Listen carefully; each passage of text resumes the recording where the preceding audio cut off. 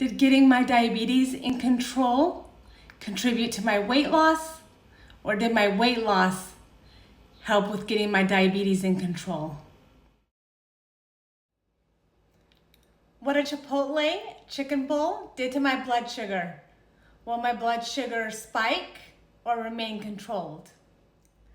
This bowl included white rice, chicken, sour cream, cheese, lettuce, pico de gallo, and black beans. The approximate nutritional value is 770 calories, 54 grams of protein, 70 grams of carbs, and the glycemic index is moderate, of course, because of the white rice.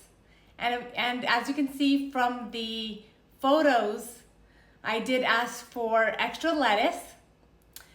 This is my lunch, which I had 2 hours after I had my last snack. 2 hours later, will my blood sugar spike or remain controlled? If you're enjoying this video, please don't forget to like, share, and subscribe. It really helps the channel grow. 2 hours after having this meal, my blood sugar did increase by 22 milligrams, which is within a normal range.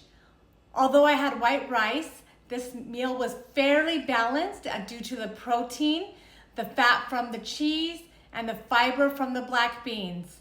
An increase of more than 30 milligrams would be considered a spike, depending on where your blood sugar was prior to eating. So my blood sugar remained in control with this meal. Comment below if you'd like me to test a specific food to see how it affects my blood sugar.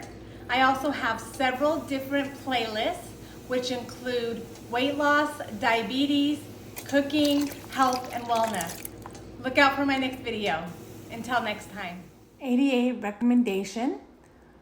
For people with diabetes, a spike in blood sugar after eating, postprandial glucose, is typically considered too high if it's more than 30 to 50 milligrams above your pre-meal level, depending on the situation.